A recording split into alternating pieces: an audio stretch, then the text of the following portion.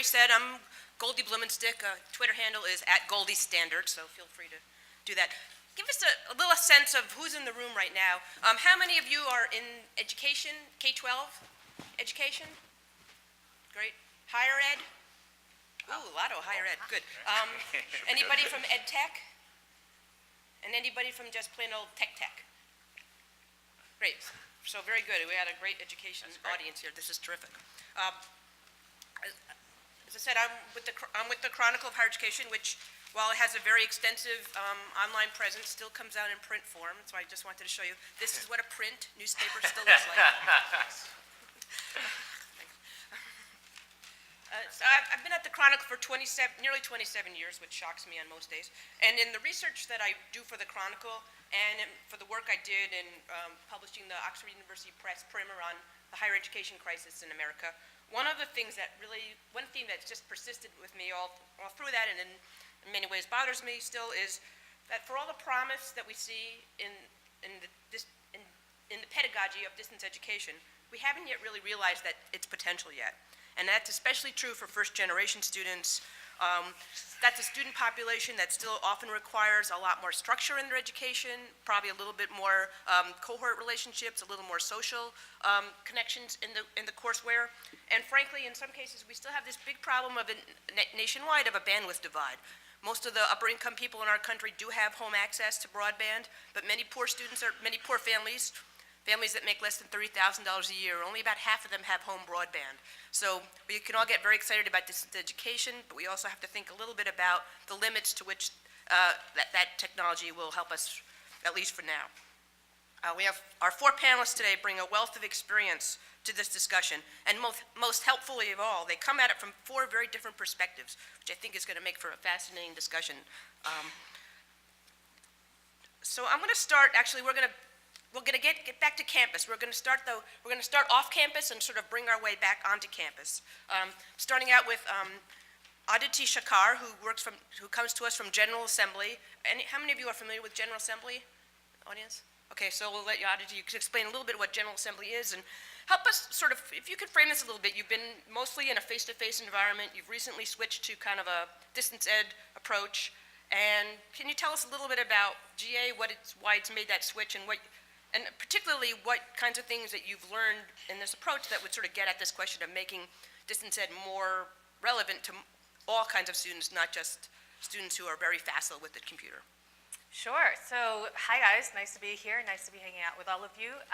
As Goldie said, I'm the GM of our online education business, which we recently launched just last year, and we're really getting ready to ramp up and grow over the next couple of months. Just for the folks who don't know about GA, GA is an education company, a for-profit education company, whose entire purpose is to help people pursue work they love. And what that means is that we actually teach folks skills that they can use in their work tomorrow across the topics of business, technology, and design. So when we first started, we are a relatively new company. We still consider ourselves a startup, as you can probably tell by my jeans. We started by saying our first hypothesis was that education actually has to be and has to lead to some sort of employment gain or some employment visibility. And so we went and we said, everything that we teach and the people who teach our courses have to be real practitioners using skills that they're going to apply in their jobs every single day. And that was sort of where we started our campus business. Our campus business went in and said, we're going to teach topics like front-end web development, back-end web development, user experience design, topics that people didn't fully understand in the digital landscape, but also topics that were really hot. Employers really wanted to get more of a presence of those skills in their companies and allow us to... So yeah. just to be very clear to everybody, this is a company that formed just a few years ago. It's a tech company, and you formed it with face-to-face instruction. Yeah, we started in New York, and we've now expanded to 13 campuses across the world. So then when you moved to distance ed, yeah. What did you think about? And so the big thing we learned on campus is that completely worked. That actually fueled several of our first couple of series. Investors bought into it, consumers bought into it, and everyone said, yeah, I want to take these skills and be able to get a job in 3 months. So we were competing against CS Masters and programs that were offering 1 to 2 years of education, whereas we were telling folks, come on into GA, take our web development immersive, and in 3 months become a junior full stack developer. We took that exact perspective and now we've taken it online. where we're saying we want to be teaching skills and education to people where they can take these skills and actually apply to their jobs the next day. So our first online education course is actually on web design. So we take design and HTML and CSS, and people can build, at the end of this 12-week course, build a website on their own that's beautifully designed and responsive, so mobile friendly. And that has had a tremendous impact. One of the big things we've learned from that is that we've seen actually the number of women taking the course skyrocket. In a traditional CS major, you'll see somewhere of 10 to 20% of, that's exaggeration, 10% will be closer to the number of women in the programs. In MBAs, you see something closer to 30%. Even in our campus business, we've seen something closer to 40%. But online, we're actually seeing that number escalate to 60%, which is just a tremendous opportunity for us to go out and start offering these courses. Have you done any research as to what that is? I've always heard that women are more comfortable sometimes in an online class because it's easier to participate. Yes, we do research every single day. So there's two big themes that have come back to us. One, people love, and women especially, love the flexibility.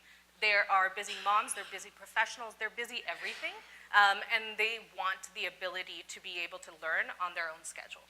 And the second thing is actually around confidence. A lot of women are becoming managers of technical teams, they're having to work on technical projects, and they just want to be able to develop their technical skills in a somewhat of a safe space where they can ask the questions. They don't sort of feel the pressure necessarily that you may get in a classroom setting because this is so one-to-one with a mentor and a whole lot of support. We'll come back to you in a second. Connor. Connor Diemand-Yauman from Coursera. Does anyone in the room not know what Coursera is? Oh, I shouldn't have asked it that way. That's kind of mean, I guess. But, so Coursera began as a MOOC platform and pretty much with a higher ed connection, very directly connected with the universities. But you're making some shifts now and moving to sort of some different models. But can you share with us a little bit about what you've learned in that first iteration and how that's applying to what you're doing now? Sure, absolutely. So for any of you who don't know what Coursera is a startup, and we are an education platform, and our mission is to provide the world access with a world-class education. And the way we do that is we partner with 115 of the top higher education institutions in the world, and we work with them to put their content on our platform and open it up to the world in these MOOCs, these massive open online courses. We're still a startup. Well-funded startup, nonetheless. Oh, thank you. But speaking of Aditi's jeans, I came in and I saw that she was wearing jeans and I was wearing a suit and tie, and I sprinted to the bathroom and took it off because I felt like I was betraying my startup roots. So thanks for keeping us grounded. So I guess, I mean, we have learned a tremendous amount over the last 2.5 years or so that we've been in existence. I think that one thing that we're realizing more and more is that there's a real appetite for skills-based micro-credentials, these credentials that are more transparent and really give real insight into what people know and the skills that they have. And that's really important for Coursera. That's really important to our mission, and it's also really important to our business. We envision a world where people can access any of these high quality resources. And then in addition to that, they can also signal real competencies in these high demand fields with these credentials. And every day we're hearing more and more about people who are using our credentials to get jobs or to improve their current jobs.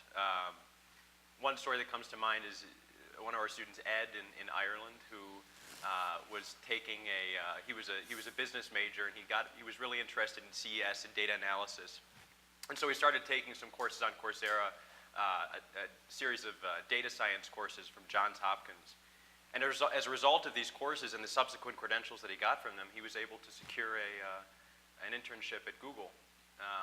And actually, in the interview, he mentioned the data science courses, and his interviewer was taking the same course, which was a really good thing for him. And then this eventually resulted in a full-time position. So I think that that's one thing that's a trend that we're seeing, is that there's a real demand, there's a real hunger for these credentials.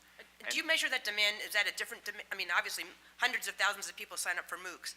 In this case, is demand partly that they're paying money for this? Is that part of it? Yeah. That's really how we're seeing it.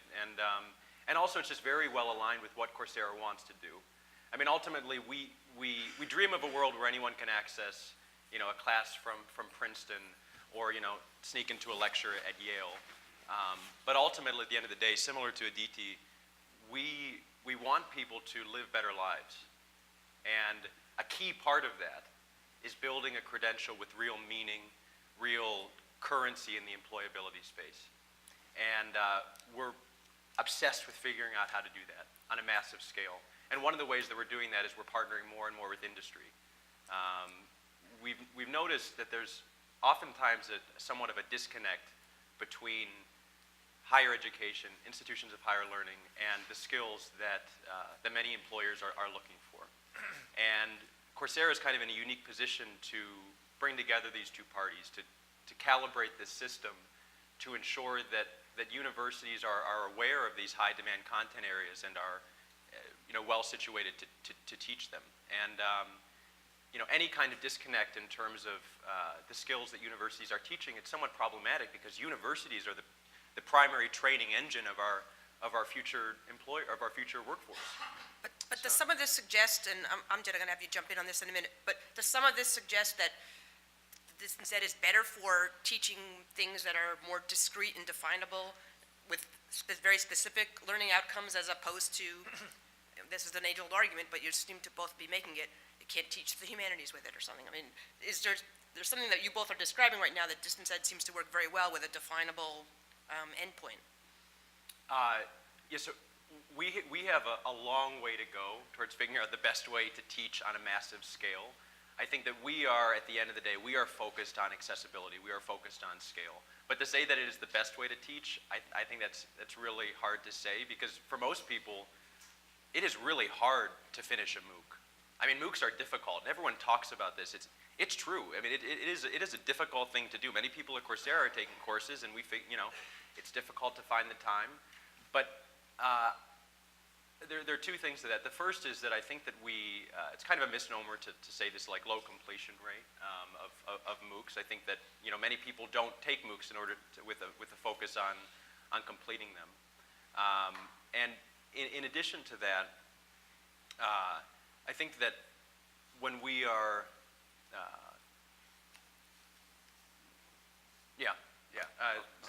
Ron, you want to jump in there? Yeah, I want to jump in. I'll introduce myself in a moment. But I think the response to your question is distance. I wish we'd use the term online ed as opposed to distance ed. Amen. But is online ed better for teaching these definable skills? And I think there's no evidence of that at all. I think that what online has done is has solved the accessibility issue, which means distribution and delivery, which means it's easy for Coursera and easier for GA in its online environment to put together a cohort to start, right, online. If you're in an on-ground environment, you need 15, 20, 30 students in that environment, Tuesdays, at 6 o'clock. Online is not that. So that's what online has solved. But online has not, I've been in online higher education for 17 years now. What online has not done at all is address the issues of affordability or efficacy. And I think that's where we're heading. That's going to be the next great chapters. But certainly using improved accessibility, targeting on job skills that employers need, and trying to bridge that gap between between labor market demand and what higher education is providing is a great service. That is a move forward. But that doesn't mean that it's done better in an online environment than an on-ground environment. So I wanted to have Amjed jump in because you work a lot with learning science, so why aren't we there yet? Well, I think some of the conversation is focused on. And coming out of Kaplan University. Out of Kaplan, yes, not Kaplan. out of Kaplan, yeah. Which has done a lot of research in a lot of places. We do a lot of research in a lot of places. I specifically come out of the test prep unit, which I would argue probably I'd probably win the argument that test preparation actually has gone the furthest in terms of using efficacious learning in producing outcomes. And the reason it has is because it has to, right? Stakes are high. Stakes are high, and of course people come to you with a benchmark score, which you have to measure at the beginning, and you have an expectation of an improvement. And the exam is oftentimes a knowledge-based and a skills-based exam, and so you have to use a methodology and a pedagogy, as David talked about, to actually get the student from point A to point B oftentimes it has to be done on spare time, right? The students are actually in a higher ed institution or in their high schools or whatever they may be at, and all that has to be done while motivating the students. So I think the idea that we haven't figured it out, I think what's so frustrating about online learning, to get back to the point, is when you look at the metrics of success in learning, many of those metrics, like access, convenience, personalization, every one of the metrics that hits on online learning, that hits on learning in general, you would find parallels and opportunities in online learning. And that's what's so frustrating, I think, about the problem, is that we know that it could be solved, but I think the pace is very slow. That's been my observation about higher ed, certainly, coming out of test preparation into the higher ed sector. I've noticed that many of those things that I would have taken for granted are certainly not right now being practiced. Yeah, I would agree. Anything that relates to assessment and that sort of level of quantitative measurement is better done online today. And that's why online, I believe in 10 years' time, online is going to be known not for improved accessibility or even for improved affordability, which we're beginning to see now, but as the handmaiden that ushered in the birth of competency-based learning. Yeah, and that's from a MOOC perspective, that's very interesting to us because we're dealing with a massive amount of data every day. And looking closely at this, it's actually something that many of our university professors say that is significantly improved and given new insight into their on-campus pedagogy, in that it allows them to notice trends in learning and surface these trends, which they might have missed in smaller classrooms. So I think that we have a responsibility as we're collecting this data to try and feed this into the best practices and to ensure we're doing what's best for learners. I hear that all the time. We have the data, we can measure every keystroke. What do we learn from all these keystrokes so far? Yeah, it's poor so far. I mean, Poor what we've learned, or poor what the we're result? measuring engagement with material, and you're trying to correlate that engagement to student outcomes. And you're developing predictive algorithms around, well, this level of engagement will predict this kind of outcome, and how do we intervene early on and so forth. But it hasn't gotten to the point where you're actually getting down to the level of the learning. And because the student is able to learn this or that or this style, or is able to engage with this kind of media or content better than that kind of media or content, we're not seeing that level of analysis yet, certainly at any scale. And is that I've always been wondering about that. Is that because we can't, or because there's not people aren't willing to do that kind of research? Or It's already out there. I think the research has been out there for 40, 50 years, maybe even longer, if you're willing to read it. And I think when you look at research on learning efficacy, yet we still use videos in the classroom, and lecture capture is taking off. God help us when those videos get pushed online. And I think all of it, we're sort of in a way heading in the wrong direction, I would say. All you have to do is read a couple of papers from the 70s to teach you about learning efficacy and worked examples and motivation and self-efficacious techniques. I mean, these are all things that have been out there, and I think what's frustrating, personally to me, I don't want to turn it negative, but I think what's often frustrating is that given that it's out there, we're not really, there's a term that our chief learning officer uses called learning engineering. We're not learning engineers. We're learning producers right now. And I think an engineer would look at the problem much more empirically. turn it. And understand the problem first, and then look at body of research, and then do their own research on it to solve it. Yeah, and the other piece I would add in there is, like, for us, one of the big challenges we're having is our students don't even have a clear sense of what their desired outcome is sometimes when they get started. So they're coming to us and saying, look, I want to learn to be a developer, and halfway through they're like, actually, I hate writing code. If anyone's written code, it's painful. There are times you want to throw your laptop out the window. And so the challenge we're having is we're also seeing their motivations change over time, and as they go through that journey, trying to figure out how do we cater to that learning journey, and how do we actually provide the right kind of solution in real time as those motivations evolve. When we had a pre-conversation, and several of you mentioned this phrase, the learner investment. You're trying to understand what the student is investing in this process. How does that play out in this whole discussion? I mean, I think part of the pitch of online education is often it's easy, it's accessible, and the easy and accessible sometimes might undermine it's still difficult and hard. Yeah, I mean, it's very important. this is really obvious when we do look at the issue of completion rates. You know, students who, 50% of students who enroll in a MOOC will not show up for the first day of class.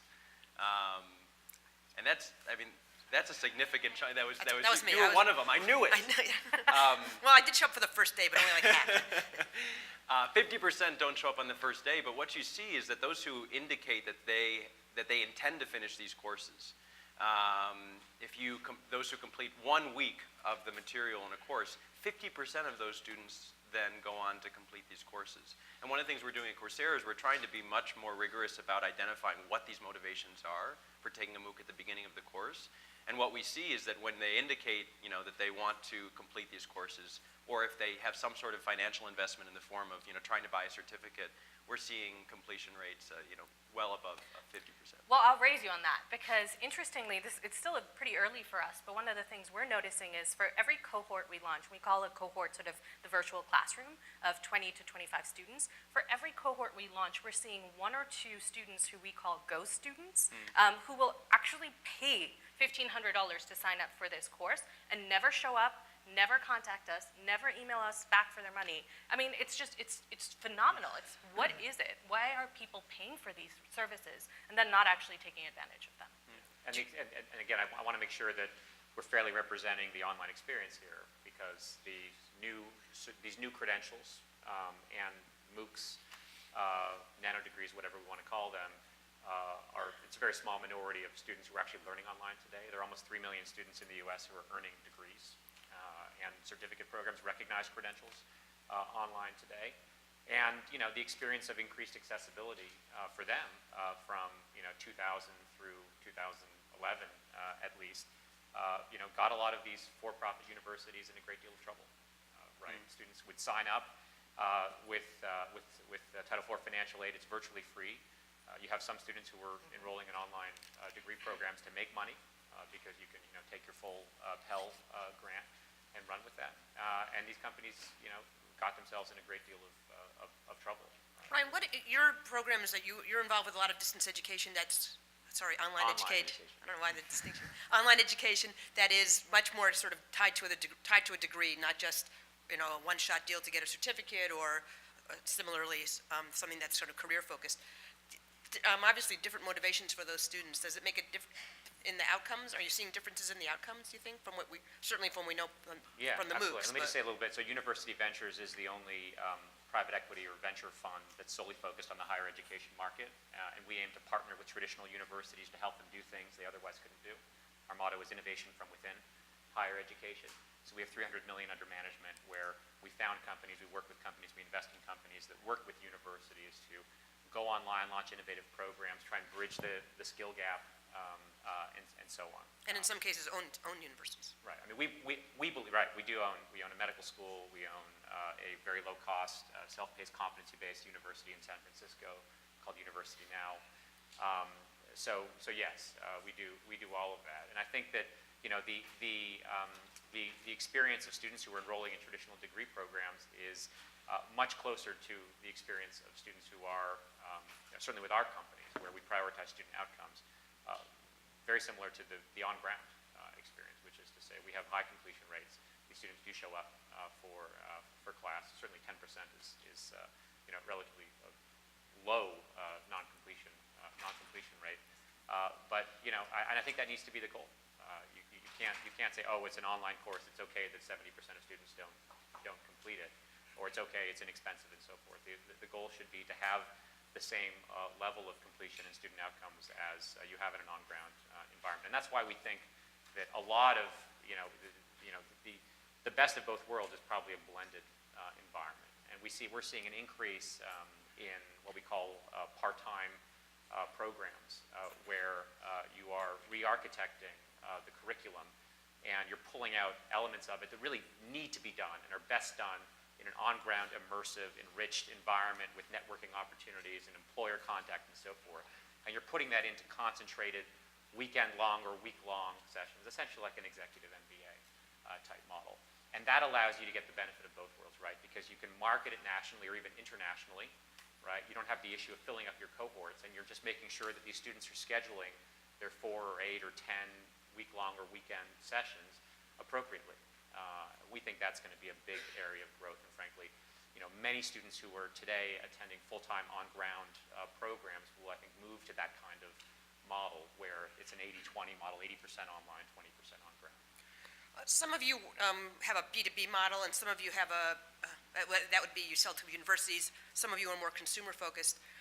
Leaving aside the pure marketing part of that, I'm wondering, is there some difference in the way you structure these programs given who you sell to? Does it change? Like, what's sort of the key factor that you all think about given who your customer is? I think all of us, right, is the customer is the student. So, I mean, Yes. some of us, we own or invest in companies that, will work with universities, partners with universities, but ultimately, all of us are in the business of having that direct relationship with the student, providing them with a high return on investment for their tuition dollar. Yeah, and it affects everything from, the way we market all the way up the cycle to how we do product development. So for example, in the past, when we first started, GA was really focused on saying, what do employers want? What are the skills they want to build? And one of the lessons we learned is that we definitely have to go after what employers are looking for, but also really understand the consumer appetite for what people are willing to buy. And, sometimes just saying all employers want a bunch of data scientists. Data science right now, as much as we like to talk about it, is sexy, but it's not as sexy as you think. Like, the consumer market doesn't really understand data science. And so that's one of the challenges we're constantly struggling with, is to figure out how to bring some of that consumer lens into the conversation, but definitely balance it with the employer side. And I just want to add one thing and then I'll shut up. I do think that you're going to see a proliferation of different business models in higher education over the next decade, as not in the elite institutions for sure, but below that level, you're going to see universities developing additional streams of revenue through placement of students. I mean, GA does not generate revenue from placement today. I believe they will someday. Universities are going to welcome students in the door. They're going to assess them, and the assessments are going to be much more effective than they are today. And they're going to be able to say, look, your profile of competencies is such that, if you want to go into healthcare, you want to be a sonographer, you're so close to those competencies, we're actually not going to charge you. Your program is free because we're going to make our money for placing you, because we have a list of employers at the door who are, dying for, sonographers. Or if you want to be a nurse, that's a pay program, but we'll still guarantee you a job at the end of it because we have those employers lined out the door, and they're going to pay us for placement as well. So you're going to see more of these business models. Again, you're serving the end student, making sure they have a strong return, but ultimately your revenue may come from placing that student with an employer. Yeah, and I think, so at Coursera, I mean, the end user, the student, we are always thinking about the student. In every meeting room at Coursera's headquarters, we have a student's portrait and their quote, because they are the most important person at the end of the day. But Coursera is interesting also because we have this ecosystem of universities and university professors. And Coursera's success really hinges on these partners.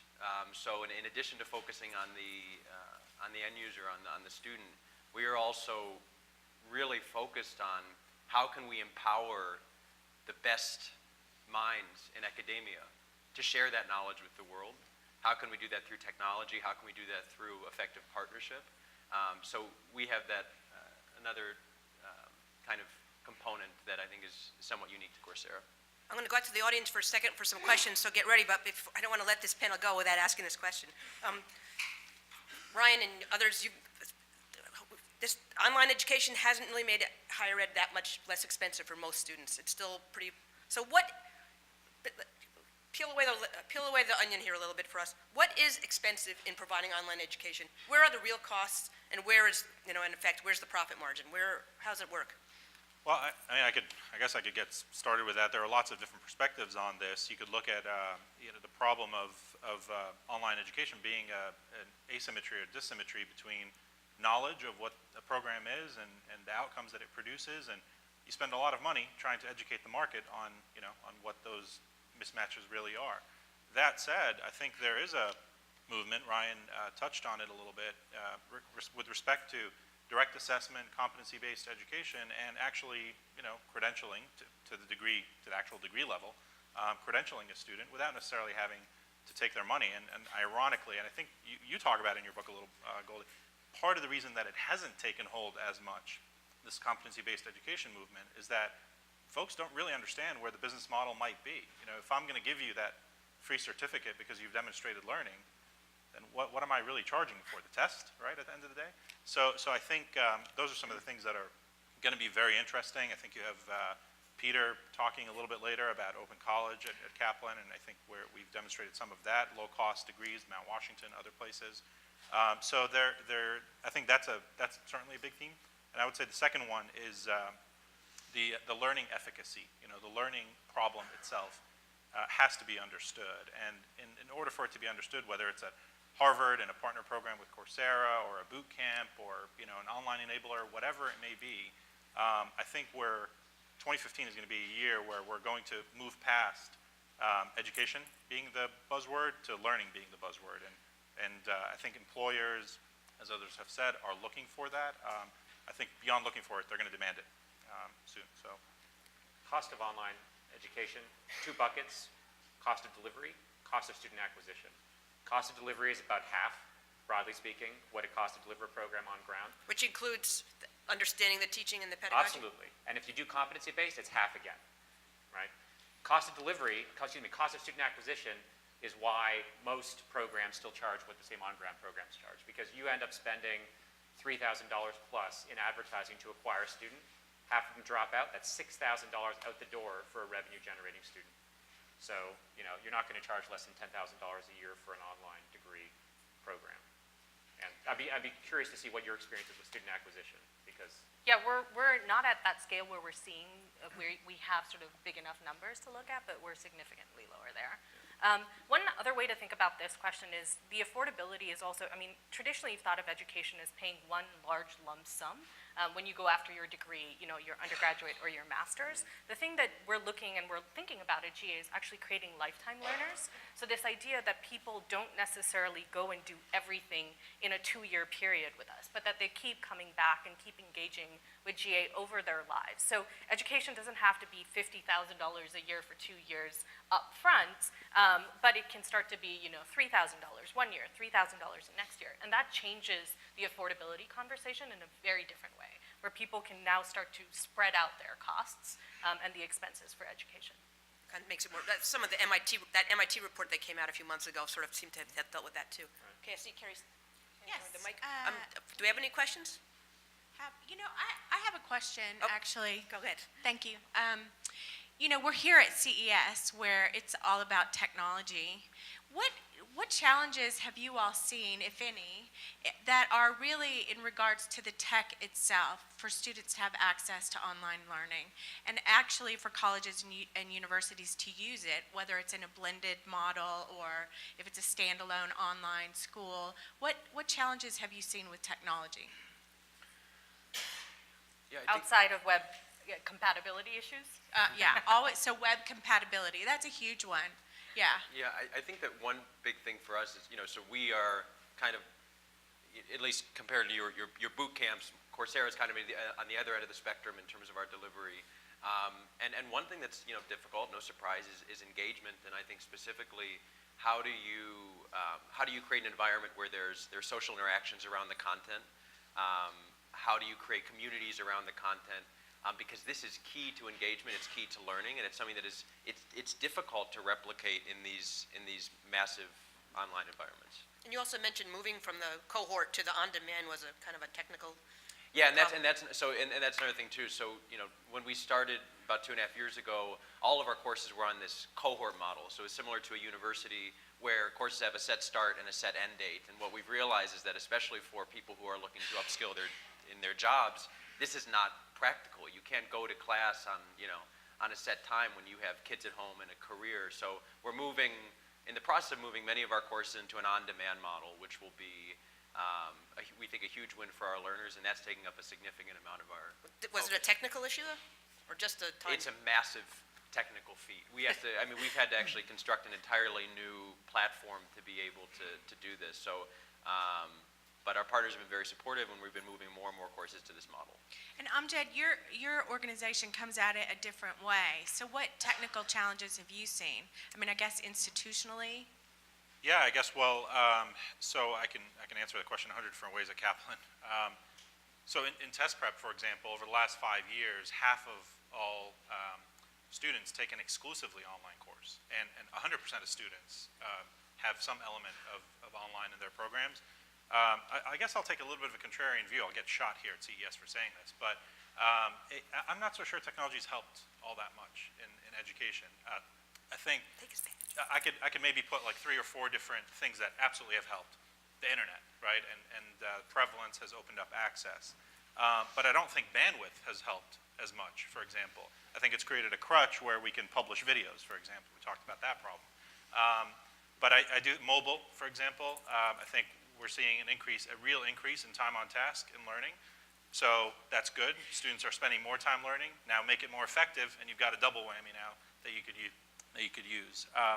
But by and large, I think with algorithms and some of the personalization, maybe that would be another one. It's very limited. It's been very, very limited. And I think a focus on the learning problem, right? Understanding the learning problem, that's an old it's an old problem that could be solved using very fundamental techniques. We don't need, 10 billion data points to solve that issue yet. The biggest technology issue right now is mobile. Is that we had an investment in a company that was targeting the Hispanic market, which is extremely underserved in higher education.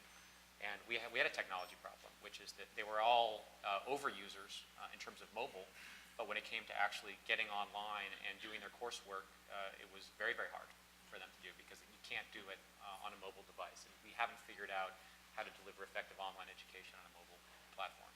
Well, and in our next session, we're going to talk a bit about using technology to help that learning process. So I'm really excited for that panel. Someone had a question over here. We'll go ahead and begin with a couple more. Did you? Sam McCool with Nevada State College. This is a question for Ryan. Could you share just a little bit of your insight from your experiences in how we can shift the culture, the teaching learning culture? For instance, to the big investment we've made in lecture capture still focuses on teaching rather than on learning. And how do you get that to shift, especially when instructors just love to see themselves as a talking head in the lecture? Yeah, and I think you may have some views on lecture capture as well. We believe that there are a couple of big innovations coming down the road. Mobile is one for learning. Another is taking lecture capture, which is more and more prevalent, and putting the underlying data analytics and assessments underneath it. So it's not just flipping the classroom. You're creating a real dynamic classroom environment where at any moment you can sort of have predictive analytics for every student as to how they're performing in that class and in their degree program. That is coming. There are lecture capture companies that are in the process of building that underneath their lecture capture. And that is how you turn the current on-ground environment into the sort of 80-20 environment that I'm talking about, which I think is where we're heading. Yeah, I'm not sure who coined the term, but I think with the era of MOOCs and everything that's happened with lecture capture, you've created sort of weapons of mass instruction, and you've got to figure out how to deploy those in the right ways. Otherwise, it could cause a lot of harm, right? If they get in the wrong hands. God, that's so ominous. Carrie's got one back. There's opportunity. Who else had a question over here? I'm sorry. There was one Oh, over there. Sorry. Got distracted. Sorry. Hi, Larry Epstein from Drexel University in Philadelphia. Like many of you, we work with industry. We place a priority on creating careers, and we work with industry partners on everything from research to co-ops and internships and meeting their needs. But we also place an emphasis on liberal arts education to make sure that all of our students have a good foundation in writing and the sciences and math. And our industry partners don't always ask for that. So I'm wondering, you haven't mentioned any liberal arts education. Is that a secondary priority for some of you, or is it, a future area of consideration? I would say absolutely not. I mean, I think, Goldie, you were on a track with that question about can you actually teach liberal arts education online? Can you do it effectively? I hate the question because I feel like people have made the case that you can, but the successes seem to be otherwise. I think it's, again, it comes down to, can you teach anything online? It comes down to understanding what you're trying to teach, right? And so if you can't identify what liberal arts are in terms of learning objectives, and I would argue that you absolutely can, then yes, you won't be able to teach it. But, it's just like any other science. I think, I spent a lot of time in medicine, and I think some of the best doctors actually, medical schools in their admissions criteria look for students with a liberal arts background. Music majors have the highest acceptance degree in medical school. Now, we don't have the most music majors in medical school, but that is, we tell them don't become a music major just to get into medical school. But I think that it's incredibly important, and it's not something that's unteachable online. So about 50% of Coursera's learners are actually focused on these non-practical career-based skills. They're doing, enrichment, kind of lifelong learning, liberal arts courses. So it's a really important part of our user base, and it's a really important of a college education, being able to sample these courses. I think the reason why there's an emphasis on these more practical applied courses is that Coursera's revenue model right now, with the certification, it relies on that. But that doesn't mean that there aren't additional revenue opportunities for this other population. We just need to be more thoughtful about what that might be. And ultimately, it's probably not going to be about credentialing. It's not going to be about certification. It's going to be about how can we enhance this population's learning. And I disagree with saying that you can't teach a lot of these courses, at least on Coursera. We have a number of phenomenal courses from philosophy from Wesleyan University to modern poetry at University of Pennsylvania that really push the boundaries, I think, in what you can accomplish in this medium. And I encourage you to check it out. But yeah, the focus is it's mainly just that we need to make money at the end of the day, and we're making money on certification, and certification is tied to these more industry-relevant skills. Let me just add, online education will spawn competency-based learning. Competency-based learning will end up being the salvation of the liberal arts, but not as we currently know it, right? The research is pretty clear. Liberal arts are the best way to teach certain cognitive skills, and cognitive skills are the best predictor of certain cognitive skills are the best predictors of job performance. Now, which elements of the liberal arts are going to do that? It will be select portions of what we now know as the liberal arts will be highlighted and become increasingly important, whereas other parts will become less important. And probably integrated, I would say, into the rest of the Yeah, and that's education. already happening. I mean, we're taking elements of the liberal education and layering it onto the competency base, but the focus is the competency-based piece. I don't know where Carrie is. There's a question up front. I don't know where, sorry, go ahead. Mike Slade, Western Governors University. I'm curious, here at CES, we've seen the theme as the Internet of Everything, right? I wonder what opportunities that provides to education, connecting the physical world with the virtual more.